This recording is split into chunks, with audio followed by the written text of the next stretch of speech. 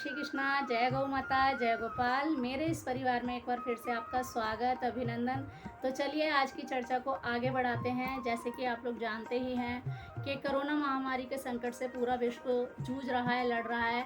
और मैं आपको देसी नुस्खे भी बता रही हूँ। मैं आपको जो जानकारी मिल रही है और सटीक सही जानकारी जो मिल रही है वो पूरे तरीके से जो सही है वही जानकारी आप तक पहुँचाने की कोशिश कर रही हूँ।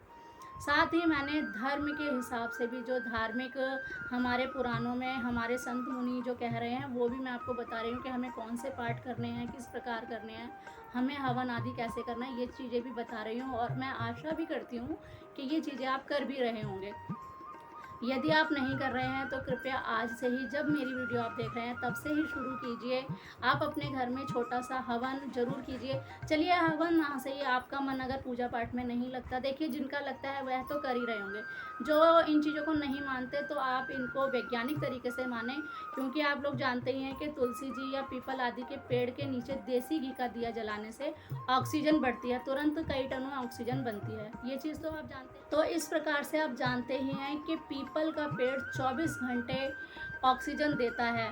और तुलसी जी के नीचे भी जब दिया जलाते हैं वो भी कई टनों ऑक्सीजन तुरंत ही बननी शुरू हो जाती है। तो ये तो तय है कि हाँ, दीपक जलाने से, पेड़ों के नीचे दीपक जलाने से तुरंत ऑक्सीजन कई टनों बनती है। तो आप अगर पूजा पाठ नहीं भी करते तो आप जला लेंगे तो हर्ज ही क्या है, क्योंकि उससे ऑक्सीजन लेवल सबका बढ़ेगा ही, वातावरण शुद्ध होगा।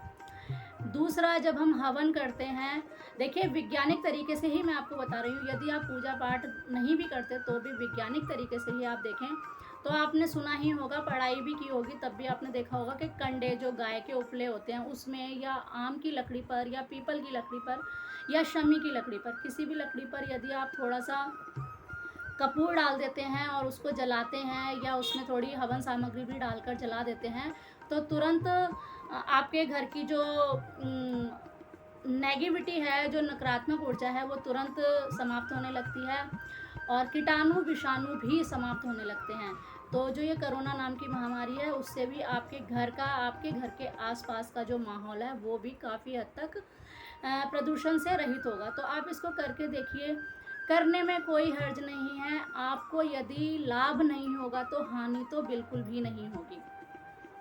तो आप प्लीज़ ये करने की कोशिश कीजिए और साथ में लोगों से भी कहिए, उनको भी प्रेरित कीजिए कि चलो करके देख लेते हैं, बुराई क्या है किसी का, या किसी का ना सही, हमारा अगर भला हो रहा है इस चीज़ से तो कोई बुराई नहीं है। करके देख लीजिए, करके देखिए, आपके मन को बहुत अच्छा लगेगा, आपके मन को बहुत शांति मिलेगी। दूसरी बात, जब आज हम इस हालात में पहुंच गए हैं कि हमें हवा भी खरीदनी पड़ रही है, तो सोचिए हमारी आने वाली पीढ़ियां किस तरीके से रहेंगी। तो इसका भुगतान हम शुरू से ही करते आ रहे हैं और आगे इन पीढ़ियों को भी, हमारी पीढ़ियों को, सालों से लोग कह रहे थे पेड़ मत काटो मत काटो, लेकिन हमने नहीं सुनी और परिणाम स्वरूप हमें आज हवा भी पैसों से खरीदनी पड़ रही है। तो ये कहीं ना कहीं हमारी ही गलती है, जिसकी वजह से आज हमें और हमारी पीढ़ियों को ये भुगतान करना पड़ रहा है। तो चलिए, जो हो गया उसे तो हम नहीं बदल सकते, लेकिन आने वाले समय में आप ये प्रण ले लीजिए कि हमें 1 पेड़, 2 पेड़, 5 पेड़, जितना आपका मन करे वो लगाने ही लगाने हैं। पेड़ लगाने से वातावरण शुद्ध होगा, ये सब लोग जानते ही हैं, इसमें मुझे कोई नई बात बताने वाली नहीं है, सभी लोग जानते हैं और सब लोगों को बहुत ज्ञान है।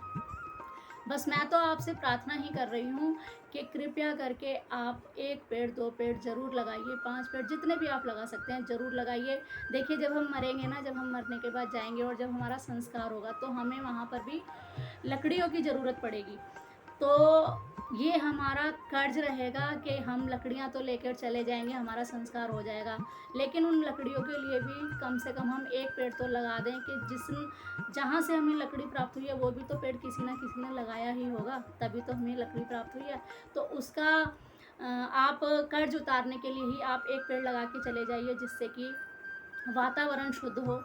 तो ये भी एक धर्म कार्य ही होगा कि आपने अपना कर्ज भी उतार दिया और 1 पेड़ भी लगा के चले गए। तो आज से ही आप प्रण लीजिए, आपकी एनिवर्सरी आती है, आपके जन्मदिन आते हैं, आपके बच्चों के जन्मदिन आते हैं, आप जैसे भी बर्थडे मनाते हो मनाइए, खूब शौक से मनाइए, लेकिन साथ ही ये 2-3 काम करिए कि आप पेड़ लगाइए, आप गौ माता की सेवा कीजिए, जितना हो सके आप ज़रूरतमंद की जैसे भी हो सके वैसे आप हेल्प कीजिए।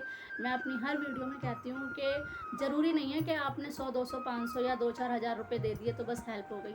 आप जिस प्रकार से भी हेल्प कर सकते हैं आप हेल्प कीजिए, बस हेल्प कीजिए, कैसे भी करके हेल्प कीजिए। बस मेरा इतना ही कहना है आज की वीडियो में, बस इतना ही। आशा करती हूँ ये वीडियो आपको अच्छी लगेगी, आपके अंतर मन को छुएगी।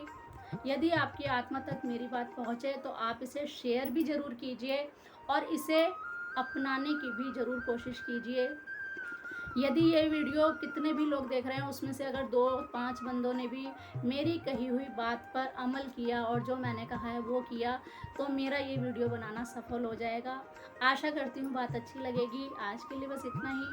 ठाकुर जी आप पर कृपा करें, आपको भक्ति दें, शक्ति दें, हम सबकी रक्षा करें और जल्दी से इस संकट काल से हमें उबारें। मिलती हूँ नई वीडियो में, तब तक के लिए राधे राधे। जय श्री कृष्णा, जय गौ माता, जय गोपाल।